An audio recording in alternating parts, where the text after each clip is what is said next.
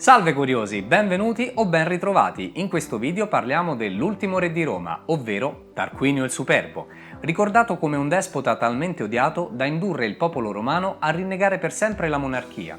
Un personaggio nella cui storia si intrecciano mito e realtà e di cui a breve parleremo, ma non prima di avervi ricordato di iscrivervi al canale se non lo avete ancora fatto e di attivare la campanella delle notifiche per rimanere sempre aggiornati sull'uscita di nuovi video. E adesso iniziamo subito con questo racconto.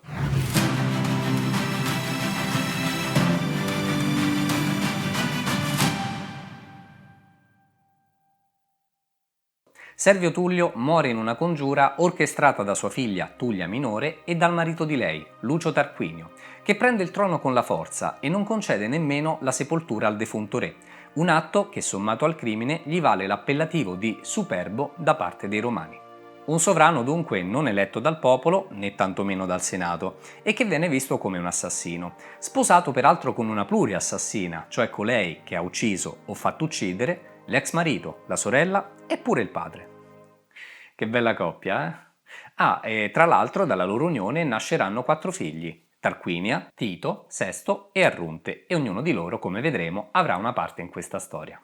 Il nuovo monarca attua un regime autoritario che sopprime le istituzioni di rappresentanza degli aristocratici e del popolo e non esita nemmeno a far uccidere i suoi oppositori, tra cui alcuni membri del Senato e il marito della sorella.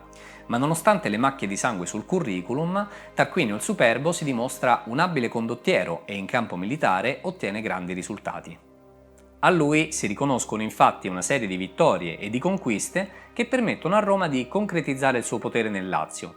Inoltre inizia una guerra contro i Volsci e gli Equi che durerà tantissimo tempo. Ma oltre a un bravo condottiero, Tarquinio il Superbo si dimostra un abile negoziatore perché riesce a stringere preziose alleanze con i popoli etruschi e sembra che strinse alleanza anche con Cartagine.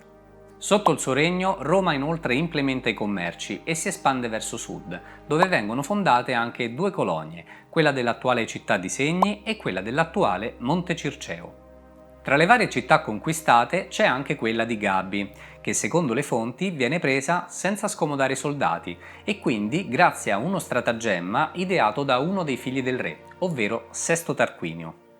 In pratica Sesto si reca alla città di Gabi chiedendo asilo e fingendo di volersi ribellare al regno del padre. E una volta dentro conquista lentamente la fiducia dei nobili e dei regnanti, al punto da ottenere incarichi militari. Una volta che è diventato abbastanza influente, scredita pubblicamente i capi della città, che in parte vengono esiliati e in parte uccisi da lui stesso. Quindi, fondamentalmente, Sesto distrugge la politica interna di Gabi che, rimanendo priva di una guida, è costretta a sottomettersi al dominio romano. Sotto il regno di Tarquinio il Superbo vengono inoltre completate 2 importanti opere, ovvero la Cloaca Maxima e il Tempio di Giove Capitolino, anche se le fonti antiche dicono che il re impone i lavori forzati, cosa che sicuramente non giovò alla sua già tanto odiata figura.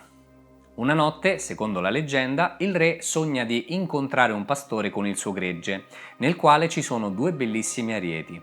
Così Lucio Tarquinio sceglie il più bello dei 2 per sacrificarlo agli dei, ma l'altro animale, in uno scatto di ira, lo carica e lo butta a terra.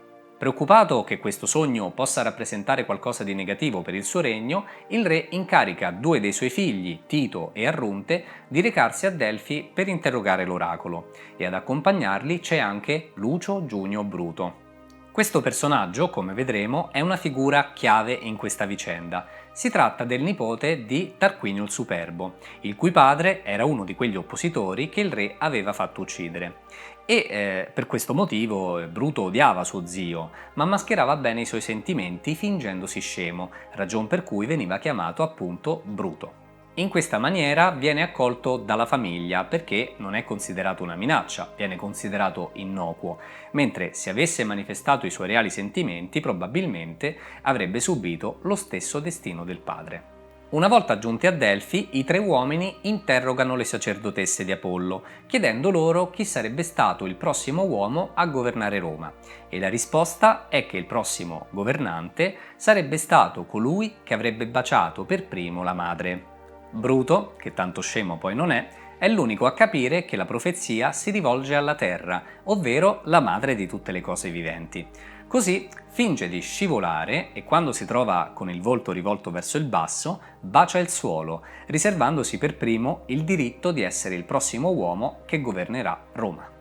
E come più tardi vedremo, l'oracolo di Delfi non mente. Bruto, Tito e Arronte fanno ritorno in città, dove Tarquinio il Superbo è in procinto di partire verso Ardea per sedare una rivolta contro il popolo dei Rutuli. Durante la sua assenza, l'altro figlio, Sesto, che nel frattempo era tornato a Roma, passa le giornate a bere e a gozzovigliare con gli aristocratici e con suo cugino, ovvero colui che era a capo della difesa dell'urbe, Lucio Tarquinio Collatino. Questi un giorno invita Sesto a casa sua e gli presenta sua moglie, una donna di nome Lucrezia, e davanti alla sua bellezza e virtù, Sesto Tarquinio ne resta folgorato. Così, qualche giorno dopo, approfittando dell'assenza del marito, Sesto torna a trovarla e lei lo accoglie in modo gentile, chiedendogli se vuole fermarsi per dormire. Una scelta che si rivelerà un grande errore. Quella notte, infatti, approfittando della servitù che dorme, Sesto entra nella camera di Lucrezia, puntandole una spada contro e intimandole di concedersi a lui dietro la minaccia di ucciderla, o peggio di disonorarla inscenando una tresca con uno schiavo, il cui corpo, nudo e senza vita, sarebbe stato appositamente adagiato nel letto della donna. Lucrezia è dunque costretta a subire questa violenza, ma il giorno seguente incontra suo marito e suo padre e tra loro c'è anche Bruto, con il quale i rapporti sono sempre stati ottimi. La giovane confessa quanto è accaduto, dicendo di non poter vivere con questo disonore. Così prende un pugnale e si uccide sotto gli occhi sgomenti dei suoi cari. Questo dramma familiare è la goccia che fa traboccare il vaso e a questo punto Bruto getta la maschera, giurando sul pugnale insanguinato di Lucrezia di dichiarare guerra a Tarquinio il Superbo, che, ignaro dell'accaduto, è ancora impegnato nella sua campagna militare contro Ardea. Bruto e Collatino portano il corpo senza vita di Lucrezia nel foro, incoraggiando così la rivolta contro il re e ottenendo il favore di un popolo stanco dei suoi soprusi. Così, quando Tarquinio torna a Roma, vede le porte della città sbarrarsi e viene costretto all'esilio insieme ai suoi figli. A questo punto il prefetto convoca i comizi centuriati, che eleggono Bruto e Collatino consoli di Roma, ponendo così fine a quasi 250 anni di monarchia e gettando le basi per la nascita della Repubblica. Tarquinio il Superbo, che dopo 26 anni di regno non ci sta a perdere il trono in questo modo, si rivolge al re etrusco della città di Chiusi, Lars Porsenna, che decide di aiutarlo conducendo il suo esercito contro Roma. A questo punto però accadrebbero 3 episodi leggendari che inducono il re etrusco a ritirarsi e a fare ritorno a Chiusi, poiché il suo odio verso i romani si tramuta in rispetto e ammirazione.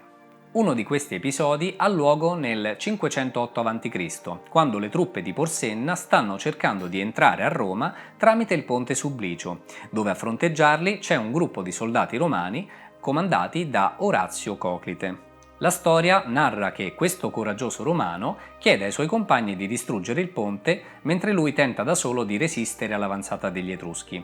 Secondo la versione di Polibio, Orazio Coclite muore valorosamente annegato, mentre secondo quella di Tito Livio sopravvive e viene ricoperto di onori.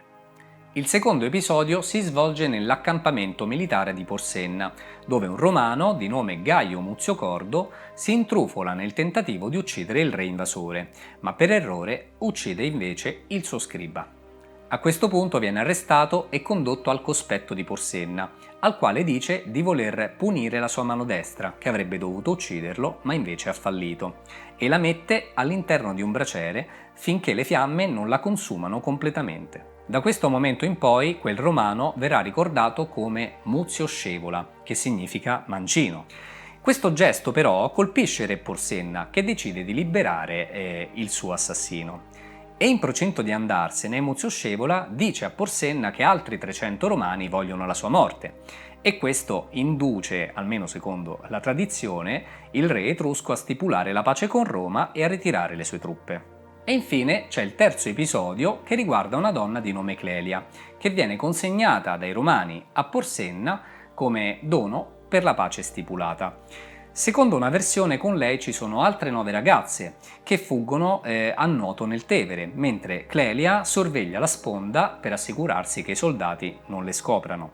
Mentre secondo un'altra versione, quella di Tito Livio, sarebbe stata lei stessa a sfidare le acque del fiume per fuggire, per poi venire comunque in entrambe le versioni riconsegnata a Porsenna dai Romani, che, rimanendo colpito dal suo coraggio e dal suo carattere ribelle, decide comunque di lasciarla libera. Ad ogni modo, Porsenna volta le spalle al Superbo, che a questo punto si ritrova a chiedere sostegno al suo genero, ovvero Ottavio Mamilio, che inizia a reclutare soldati dai popoli latini. Nel frattempo, Tarquinio il Superbo si rivolge anche alle città alleate di Veio e Tarquinia, le quali gli concedono dei soldati e con i quali, nel 509 a.C., conduce la battaglia della Selva Arsia, dove, insieme a suo figlio Arrunte, affronta i soldati romani capeggiati da Bruto e dal militare Publio Valerio Publicola. L'esito del conflitto, dove peraltro muoiono sia Arrunte che Bruto in uno scontro diretto a cavallo nel quale vengono trafitti dalle loro stesse lance, vede i soldati etruschi disperdersi e i romani vincitori. Ma il tutto per tutto si gioca nella ancor più famosa battaglia del lago Regillo. In questo scontro abbiamo da una parte Ottavio Mamilio e Tarquinio il Superbo in compagnia dei suoi figli rimasti, ovvero Tito e Sesto, a capo di una coalizione di popoli latini, tra cui ci sono anche degli esuli romani che appoggiano il re deposto, mentre dall'altra abbiamo i repubblicani inferiori di numero ma capeggiati da Aulo Postumio, eletto temporaneamente dittatore per far fronte a questa emergenza. Anche questo scontro termina a favore dei Romani, con la morte di Ottavio Mamilio e di Sesto, e con Tarquinio il Superbo che ferito si ritira rinunciando definitivamente al suo potere. Una battaglia importante perché oltre a sancire la fine della monarchia, dimostra come i soldati romani, seppure in questo caso fossero numericamente inferiori, riescono a vincere grazie all'ingegno militare, cosa che faranno molte altre volte. Nonostante la vittoria, Roma si dimostra clemente con i Latini e con loro stipula anche una pace che si dimostrerà molto utile qualche anno dopo, nella guerra contro i Volsci e gli Equi. Lucio Tarquinio, detto il Superbo, muore di vecchiaia nella città di Cuma nel 495 a.C. Una data incerta, ma che segna non solo la fine di un re, ma anche di quel sistema e di tutti quei principi che hanno governato la città di Roma per oltre 2 secoli. E adesso cerchiamo, per quanto ci è possibile, di fare un po' di chiarezza su tutta questa storia. Abbiamo visto spesso che i fatti reali, per quanto riguarda i re di Roma, si mischiano al mito, che a volte serve a enfatizzare le gesta di alcuni personaggi e altre volte probabilmente serve a mascherare delle scomode verità. Ad esempio, secondo Tacito, Lars Porsenna non solo riesce ad assediare Roma, ma addirittura la governa per un certo periodo, quasi alla stregua di un ottavo monarca di cui le fonti però non parlano. E, secondo Plinio il Vecchio, vieta ai romani l'uso di qualsiasi oggetto di ferro se non per l'agricoltura, trasformando di fatto i soldati in mansueti contadini. Quindi non è un segreto che Porsenna abbia effettivamente soggiogato i Romani, ed ecco che forse Tito Livio corre ai ripari elogiando il coraggio dei Romani al punto da spingere il re conquistatore a rinunciare all'impresa. Un re del quale sappiamo poco e niente, tra l'altro, e del quale viene messa in discussione ogni cosa, sia il nome che le origini, forse umbre e non etrusche. Tra l'altro rimane un po' un mistero il perché decida di aiutare Tarquinio il Superbo. L'unica ragione forse è che volesse tradirlo e tenersi Roma per sé una volta conquistata. In questo caso comunque il mito non solo enfatizza le gesta dei Romani, ma le legittima, perché viene detto per esempio che nella battaglia del lago Regillo ai soldati di Roma appaiono i Dioscuri, Castore e Polluce, spesso raffigurati come 2 gemelli a cavallo o dotati di ali, la cui funzione è quella di soccorrere i soldati che si trovano in difficoltà durante una battaglia. Ed ecco quindi che una versione della storia, forse quella meno scomoda, si impone sulle altre entrando a far parte della tradizione.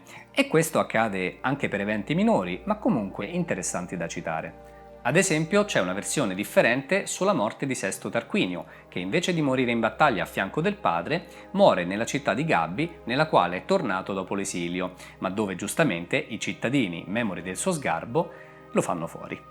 E se io fossi Tarquinio il Superbo, gradirei molto di più l'altra versione, perché già avere un figlio stupratore non è proprio il massimo. Deve essere pure fesso?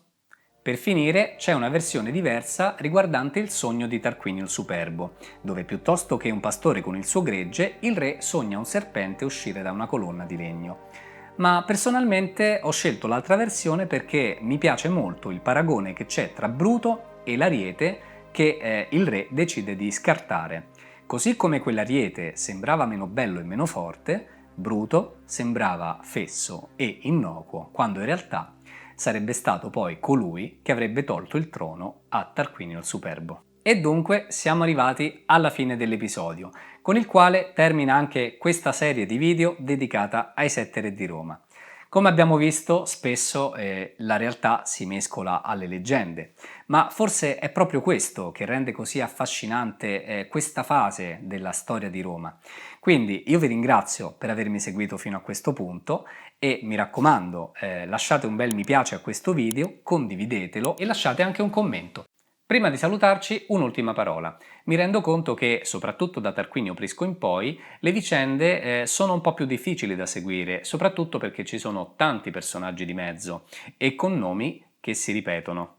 Parliamoci chiaro, nella famiglia dei Tarquini la fantasia dei nomi era veramente scarsa e infatti a volte ricollegare tutti i personaggi ti fa venire il mal di testa. Quindi, per facilitarvi la comprensione della storia, vi lascio nella descrizione di questo e dei 2 video precedenti il link di un sito che ricostruisce la genealogia dei personaggi storici e devo dire che l'ho trovato veramente ben fatto e di grande utilità.